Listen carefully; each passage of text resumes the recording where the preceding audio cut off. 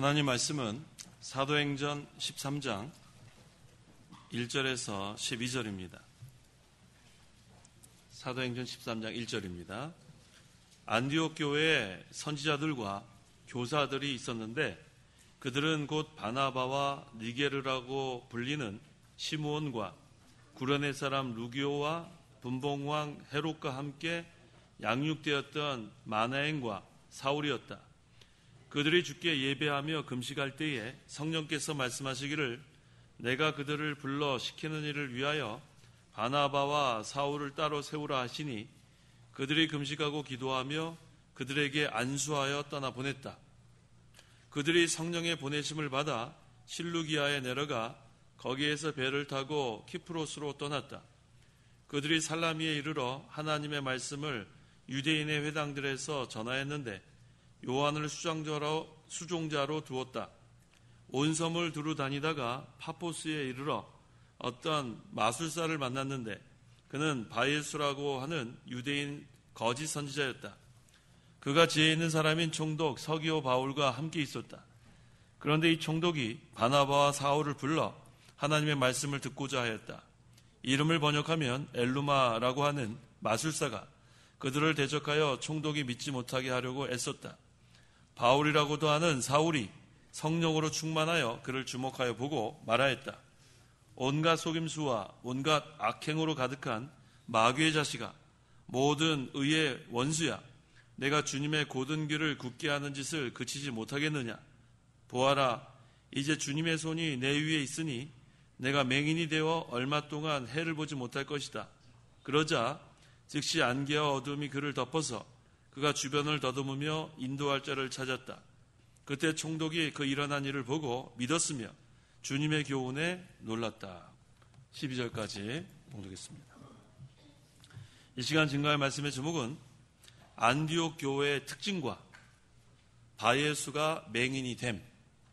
안디옥 교회의 특징과 바예수가 맹인이 됨이란 제목으로 말씀을 증거하겠습니다. 1절에서 3절. 1절 안디옥 교회에 선지자들과 교사들이 있었는데 그들은 곧 바나바와 니게르라고 불리는 시므온과 구레네 사람 루기오와 분봉왕 헤롯과 함께 양육되었던 마나엔과 사울이었다.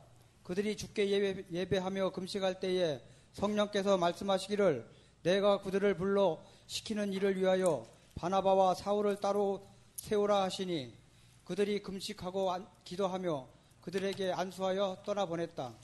자, 여기 선지자들이 나옵니다. 이 안디옥 교회에 선지자들이 있었는데 이 선지자들은 하나님과 이렇게 교통을 한다는 거 보면 기도 많이 하고 하나님의 말씀을 가르쳐주는 사람들을 가리킵니다. 그래서 이 신약시대의 선지자들은 교사들과 비슷한 직책이에요. 교사들과 비슷한 직책인데 그래도 조금 더 대우를 받은 것 같습니다. 그래서 성경 말씀의 그러한 뜻을 잘 깨달아 가르치는 그런 직분을 선지자들이라 할 수 있습니다. 그 다음에 교사들을 또 따로 나오는데 이 교사들은 우리가 잘 아는 대로 가르치는 직분, 그런 교사들이 있었고 그 다음에 또 누가 나오냐면 그 안디옥 교회 선지자들과 교사들이 있었는데 그들은 하고 나오죠. 바나바.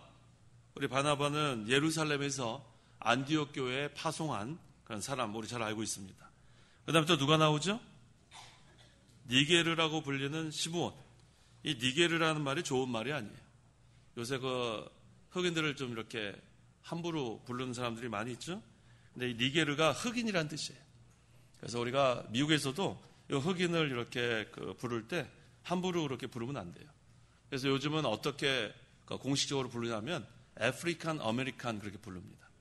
보통 흑인이 아프리카 지역에서 온 사람들이 많기 때문에 우리 한국 사람들을 코리안 아메리칸 그런 것처럼 흑인들을 아프리칸 아메리칸. 그러니까 우리가 남을 이렇게 부를 때 이렇게 호칭을 함부로 부르면 안 돼요. 그렇게 부르면 우리도 호칭을 함부로 부르는 날이 오겠죠. 그래서 우리 못된 말 많이 있죠. 못된 말 그런 거 다 우리 사용하지 말고 좋은 말만 사용하는 게 좋습니다. 그 다음에 분봉왕 헤롯과 함께 양육되었던 마나엔. 이 당시 분봉왕 헤롯은 공식 이름이 헤롯 안디파스예요. 그 다음에 이 마나엔은 누구냐면 헤롯의 궁중에서 자라난 귀족입니다. 이러한 귀족이 기독교에 들어온 것은 큰 하나님의 역사예요. 귀족이 이렇게 기독교자를 그 당시에 받아들이기 쉽지 않아요. 그런데 이 마나엔과 같은 그런 귀족이 이렇게 기독교에 들어온 것은 교회에도 유익이 많았을 것입니다. 그 다음에 또 누가 있어요? 마나엔과 사울. 이 사울은 우리가 잘 아는 사울.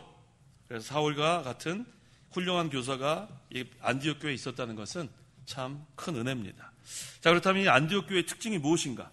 이게 오늘 조금 우리가 알아야 되겠는데, 이 안디옥 교회의 특징 첫째는 하나님 말씀을 부지런히 가르치는 교회예요. 안디옥 교회의 특징 첫째가 뭐예요? 하나님 말씀을 부지런히 가르쳐요. 예, 부지런히가 중요해요. 부지런히.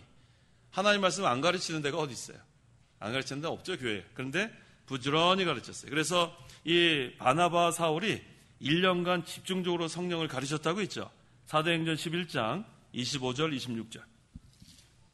25절 그가 사울을 찾으러 다소로 가서 그를 만나 안디옥으로 데리고 와서 그들이 1년 동안 교회에 함께 모여서 많은 무리를 가르쳤으며 제자들이 안디옥에서 처음으로 그리스도인이라고 불리었다. 네, 바나바와 사울이 1년 동안 성경을 부지런히 가르쳤습니다. 그래서 교회 내에 선지자들과 교사들이 많아진 것을 보니까 이 바나바하고 사울한테 배운 사람들이에요. 그래서 이 하나님의 교회는 부지런히 성경을 잘 가르쳐서 하나님의 사람들이 많이 나와야 돼요. 하나님의 일꾼들. 자, 그 다음에 안디옥 교회의 특징 둘째는 협동정신이 강한 교회예요. 어떤 교회예요? 네, 여기 보니까 여러 계통의 사람이 나옵니다. 아까 보니까 흑인 시므온, 또 구레네 사람 루기오, 이 둘 다 흑인입니다. 그 다음에 헤롯의 젖동생 마나엔, 이건 귀족이고, 또 사울.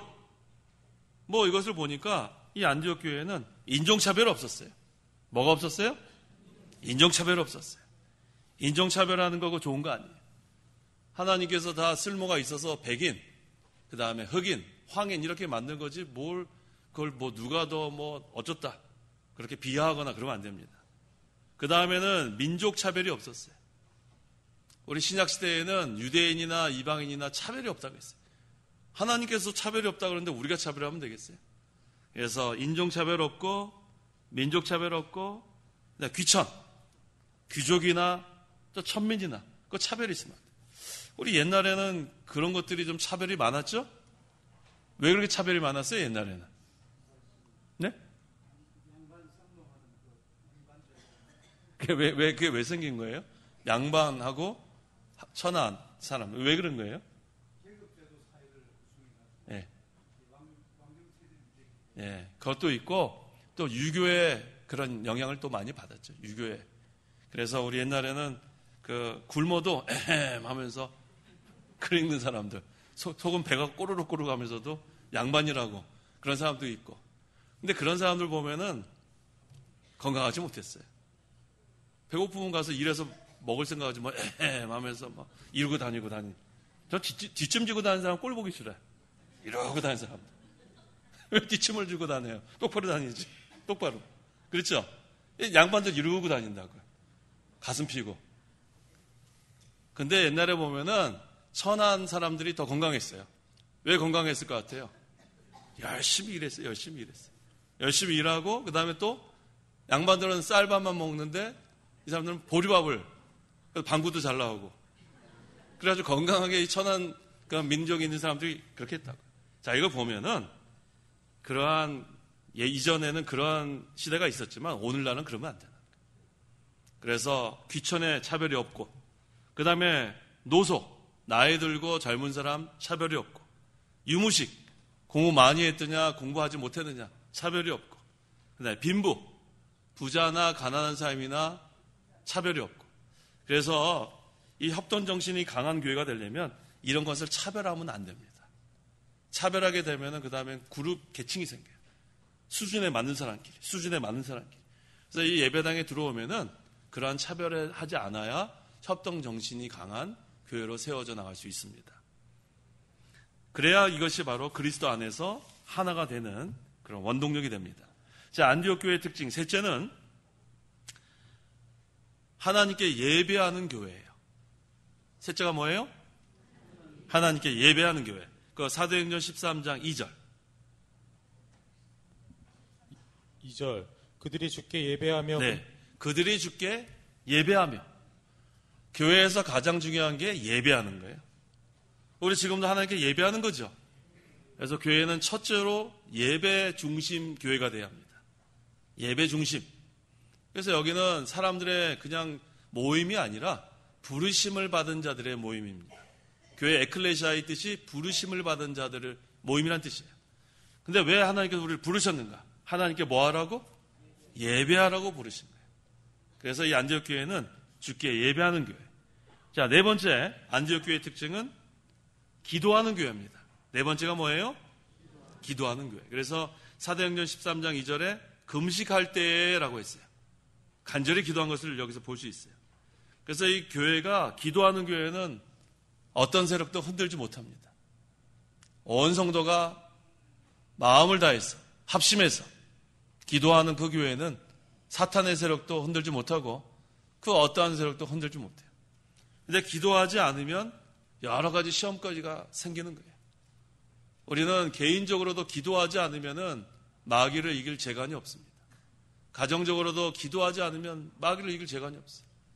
교회도 기도하지 않으면 마귀를 이길 재간이 없습니다. 기도하는 교회. 이 안디옥 교회가 왜 이렇게 견고해질 수 있었는가? 예배 중심 교회, 그 다음에 기도 중심.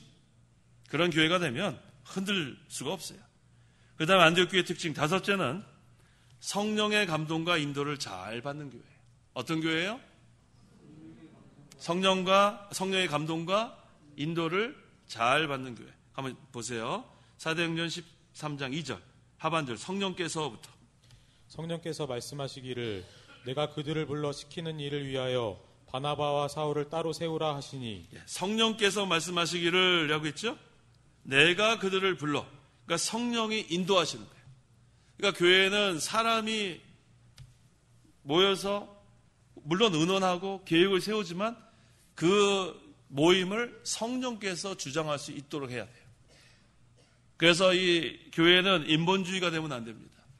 사람의 수단과 방법을 다 동원해서 사람의 방법으로 하게 되면 견고히 있을 수 없어요. 교회는 신본주의는 하나님께서 일하시는 교회고 성령께서 주장하시고 인도하시는 교회. 그래서 이 성령께서 누구를 세웠냐면 바나바와 사울을 따로 세웠었어요. 그 당시에 그 바나바와 사울은 중요한 역할을 했습니다. 성령께서 역사하실 때는 이렇게 사람을 사용하실 때가 대부분이에요. 그래서 안디옥 교회는 성령의 역사가 강하고 성령의 인도를 받는 교회인데 항상 성령께서 따로 사람을 세워서 그 사람을 사용하셨습니다. 자, 안디옥 교회의 특징 몇 번째예요?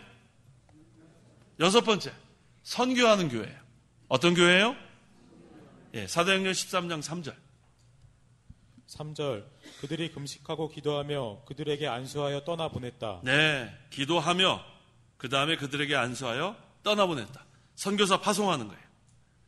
근데 누구를 선교사로 파송했냐면 안디옥 교회 기둥과 같은 바나바와 사울을 선교사로 파송했어요.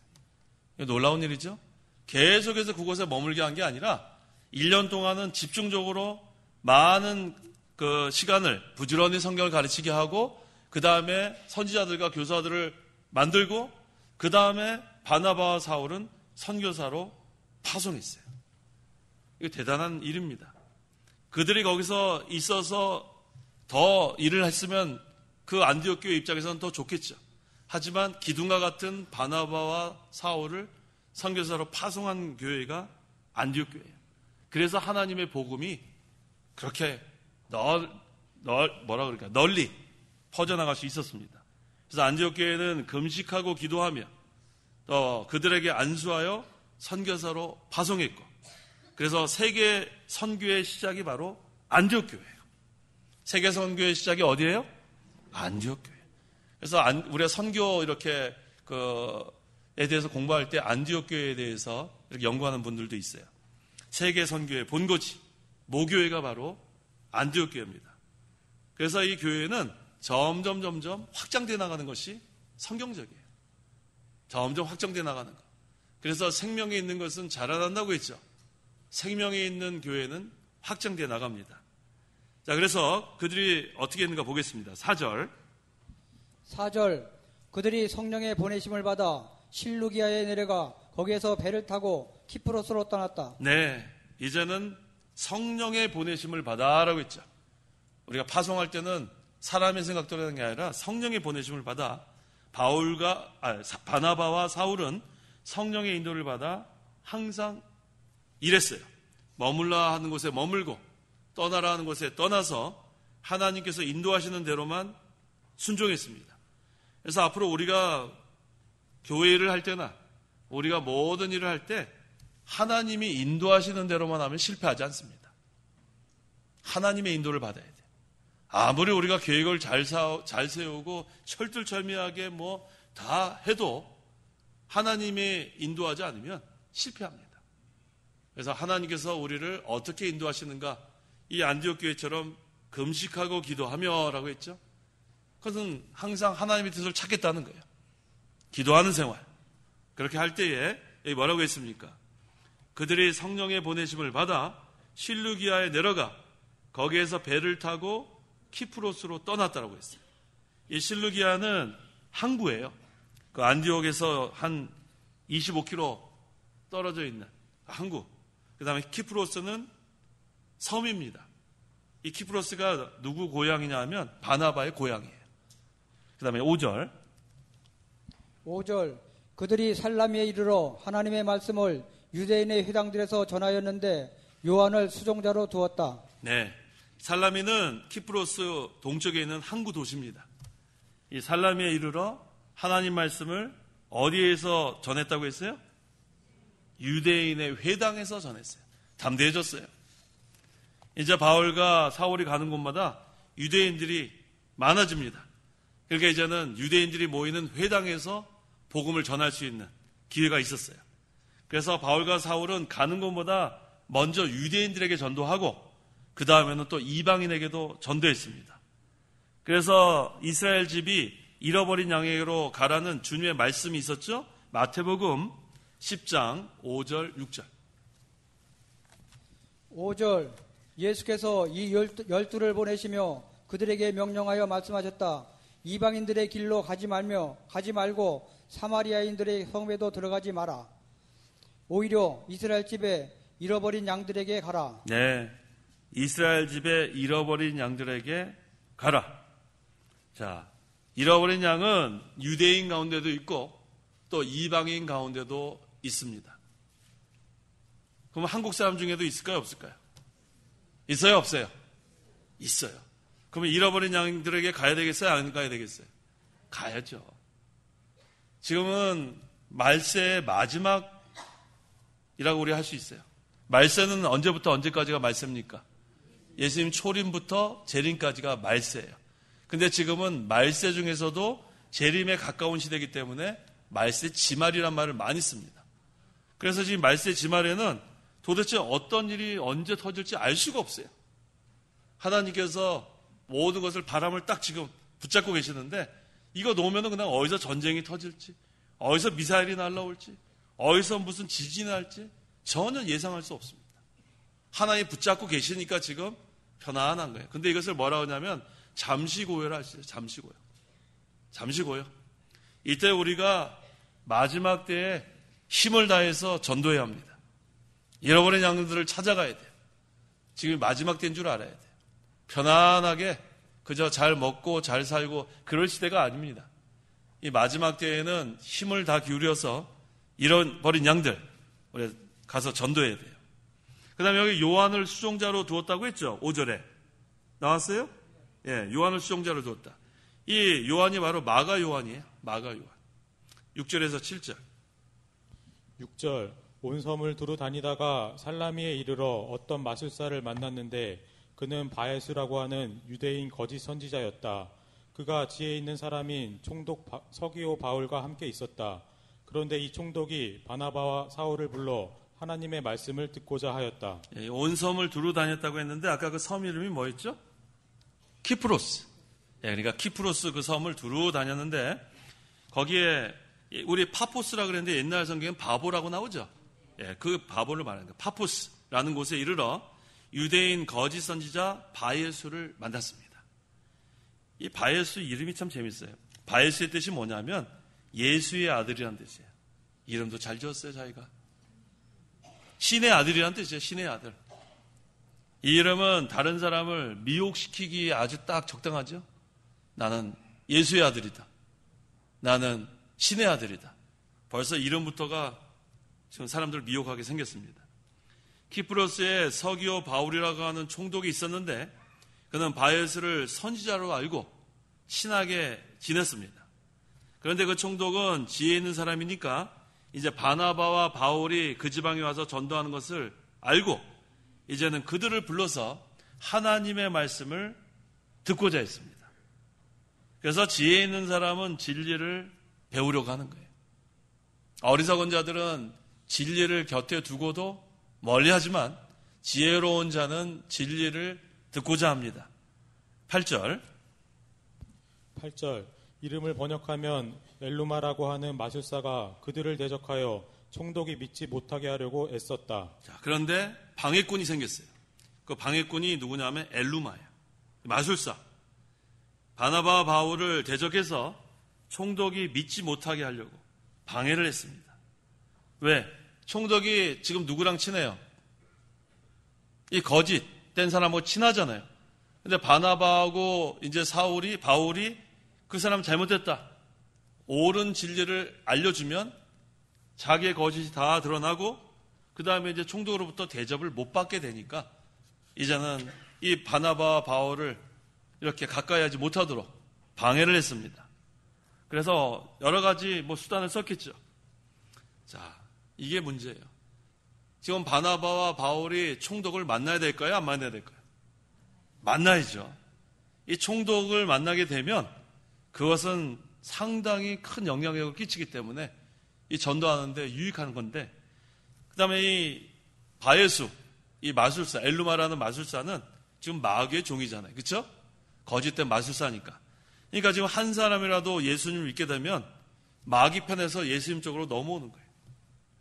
그러니까 자기의 이론이 지금 하나님 편으로 넘어가니까 모든 수단을 다 동원해서 총독이 믿지 못하도록 방해했겠죠. 그래서 오늘날 이 말세의 마지막 때는 우리가 전도를 힘써서 해야 되는 거 맞고, 또 하나는 말세의 마지막 때는 이 마귀가 열심히 믿지 못하게 하는 것도 맞아요. 그걸 잘 우리가 분별해야 합니다. 열심히 우리가 전도를 해야 되는 때도 많고, 그 다음에 이 마귀의 역사는 점점 더 강해질 것으로 우리가 예상합니다. 그래서 우리 심령에 마귀가 역사하면 너무너무 힘들어져요. 분명히 기분이 좋았고 편안했고 은혜 생활을 잘하고 있는데 이 마귀가 별치 않은 것으로 격동하면 그 다음에 그 은혜 다 쏟아버리고 말아요. 그런 거 많이 경험했죠? 많이 경험했어요. 분명히 은혜 생활을 잘하고 있었는데 별치 않은 거 마귀가 역사해가지고 은혜 다 쏟아넣게 하는 거 많습니다. 개인적으로, 가정적으로도 마찬가지예요. 화목하고 아무 일 없었는데 별거 아닌 거 가지고 또 마귀가 격동할 때가 있고, 교회는 어떨까요? 교회도 마찬가지예요.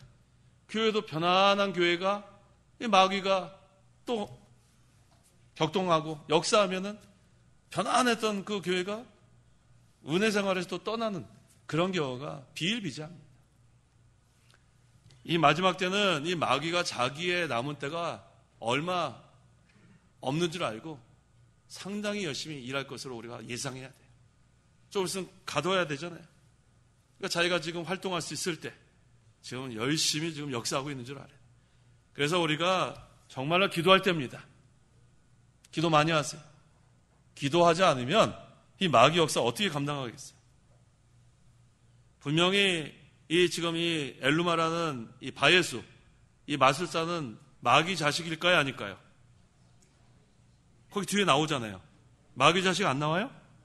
한번 읽어보세요. 9절에서 11절. 9절 바울이라고도 하는 사울이 성령으로 충만하여 그를 주목하여 보고 말하였다. 온갖 속임수와 온갖 악행으로 가득한 마귀의 자식아, 모든 의의 원수야, 내가 하나님의 고든 길을 굽게 하는 짓을 그치지 못하겠느냐. 보아라, 이제 주님의 손이 내 위에 있으니 내가 맹인이 되어 얼마 동안 해를 보지 못할 것이다. 그러자 즉시 안개와 어두움이 그를 덮어서 그가 주변을 더듬으며 인도할 자를 찾았다. 네. 자, 여기서부터 이제 사울의 이름이 바울로 바뀌죠.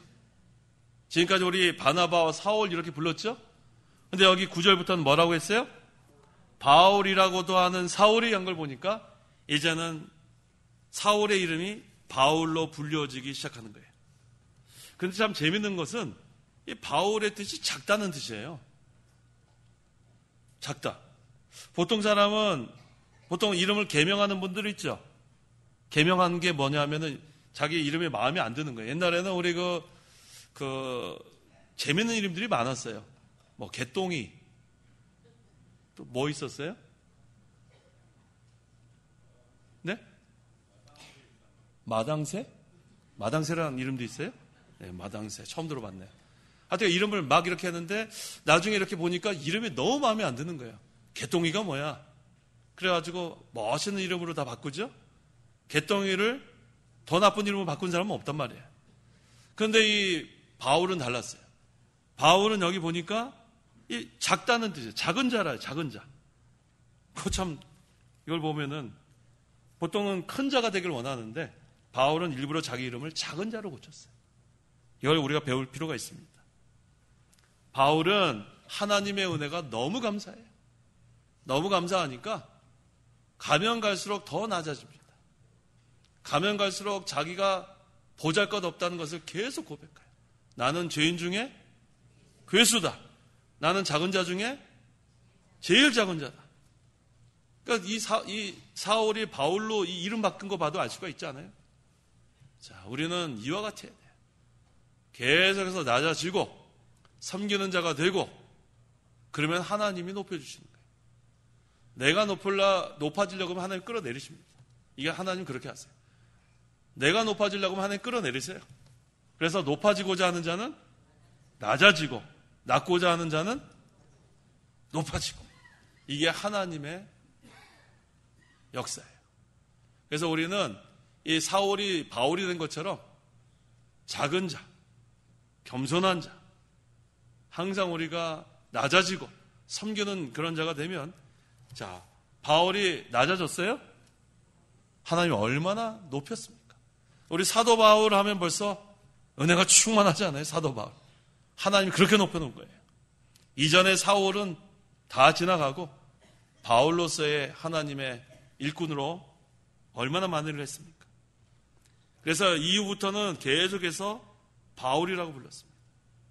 바울은 항상 자기를 낮추는 사람, 항상 겸손한 사람, 자기는 무엇으로 할 수 있다고 생각하지 않고 할 수 없는 자로 생각하고 나의 나된 것은 하나님의 은혜로다. 이거 우리가 너무너무 우리는 배울 게 많습니다. 그래서 우리는 항상 자기가 아무것도 아닌 줄 알아야 돼요. 우리 구약시대 모세를 봐도 모세가 처음에는 완력으로 하려고 그랬죠. 힘이 세니까 한 방 맞으면 사람이 죽을 정도, 그 정도의 힘이 셌는데 그 다음에 40년 미디안 광야 지난 다음에 어떻게 됐죠? 어떻게 됐습니까? 나는 할 수 없는 자라고 그랬어요. 할 수 없는 자. 이게 얼마나 겸손합니까? 할 수 없는 자가 됐다. 내 신을 벗어라. 하나님께서 모세를 사용하셨어요. 그래서 하나님께서는 능력 있고 내가 할 수 있겠다고 자신만만한 사람을 사용하는 게 아니에요. 부족합니다. 할 수 없습니다. 겸손한 자. 항상 우리가 그러한 자가 돼야 하나님께서 들어서 사용하십니다. 자기가 무엇을 할 수 있다고 생각하면은 실패할 때가 많아요. 대표적인 사람이 베드로죠. 베드로. 밤새도록 물고기 잡으려고 했지만 몇 마리 잡았어요? 한 마리도 못 잡았어요. 할 수 있다. 베드로가 사실은 인간적으로 볼 때는 할 수 있죠. 잔뼈가 굵은 사람 아니에요. 어부인데. 그 다음에 그 지역에 대해서 얼마나 잘 알겠어요. 지역도 잘 알고 시간도 잘 알고. 근데 밤새도록 했는데 할 수 있다 할 수 있다 했는데 결국은 어떻게 했어요? 실패했죠. 근데 그때 예수님께서 나타나셔서 그물을 어느 쪽에 던져라? 오른편에 던져라 했더니 어떻게 됐어요? 얼마만큼 많이 잡혔어요? 네. 물고기가 그물에 너무 가득 차서 끌어올리기 힘들 정도. 그래서 우리는 저는 할 수 없습니다 하고 말씀에 순종만 하면 어마어마한 결과를 얻게 되는 거예요. 내 수단과 방법으로 해서는 밤새 한 마리도 못 잡을 수 있는 줄 알아야 돼요. 우리는 그런 사람들입니다. 그래서 이 바울이 지금 성령이 충만하여 지금 이 바예수를 책망하는 거예요. 지금 이 바예수가 상당히 강합니다. 근데 이 바예수가 강해도 성령 충만하면 이길 수 있어요. 내 힘으로는 이길 수 없지만 성령 충만하면 이길 수 있습니다. 여기 성령 충만하다 그랬어요? 9절에? 9절 다시 한번 읽어보세요. 9절 바울이라고도 하는 사울이 성령으로 충만하여 그를 주목하여 보고. 네, 바울이 성령 충만했습니까? 성령 충만이 무엇입니까?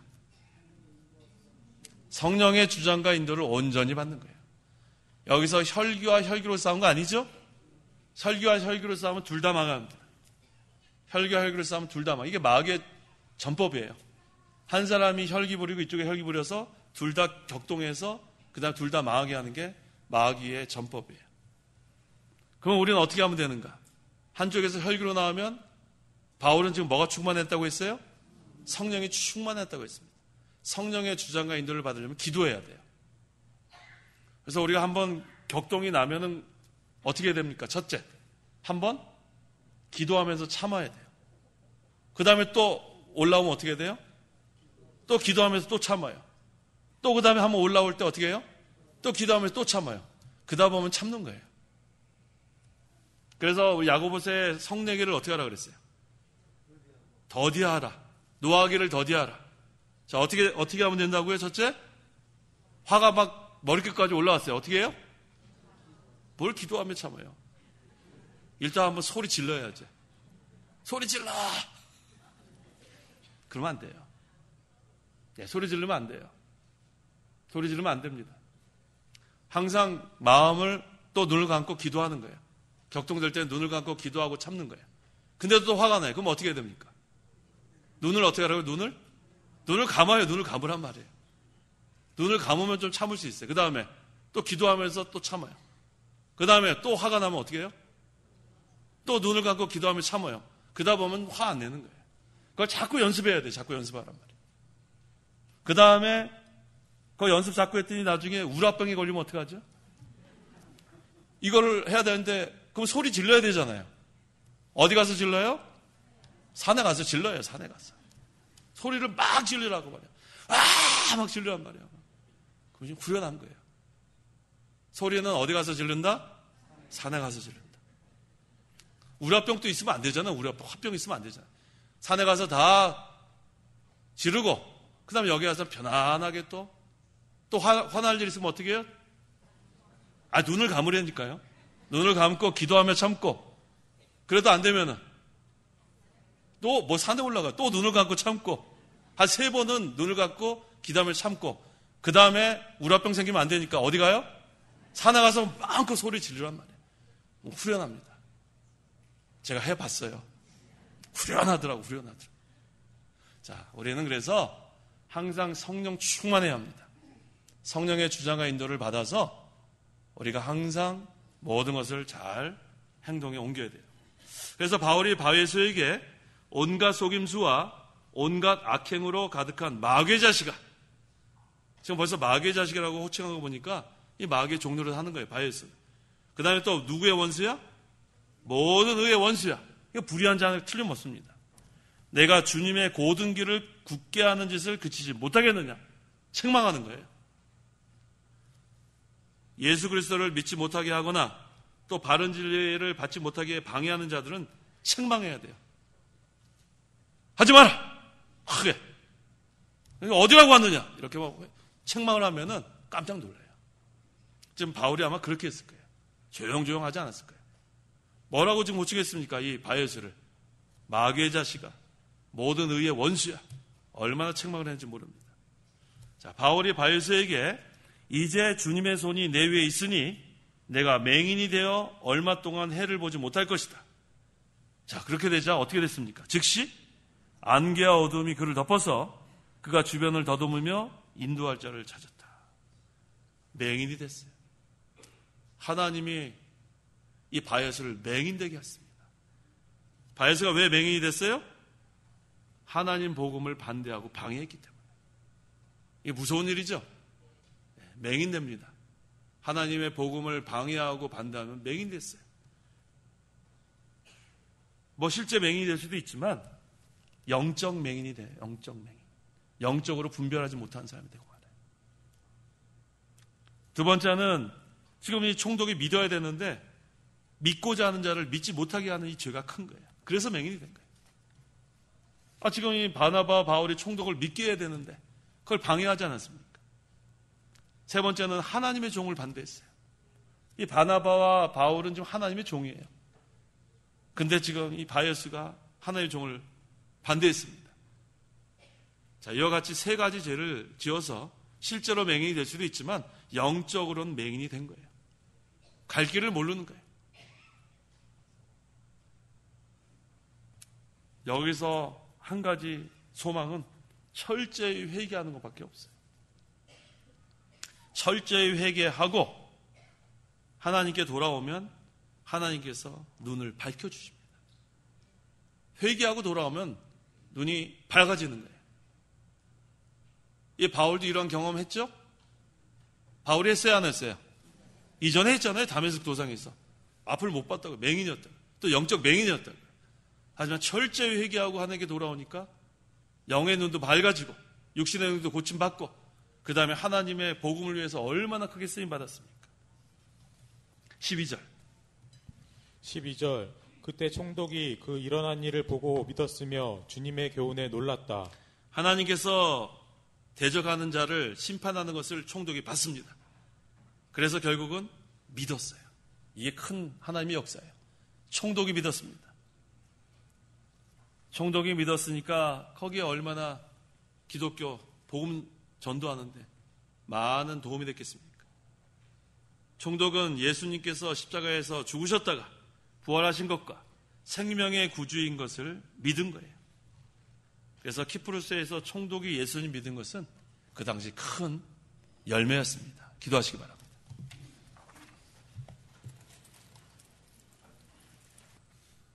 기도하겠습니다. 하나님 아버지 감사합니다. 하나님께서 우리를 불러서 부르심을 받은 자들의 모임인 교회에서 하나님을 사랑하고 형제 자매를 사랑하고 하나님께 예배하고 기도하고 전도하고 봉사하고 더 나아가 선교하는 그런 일을 감당케 하시니 하나님의 은혜가 너무 감사합니다.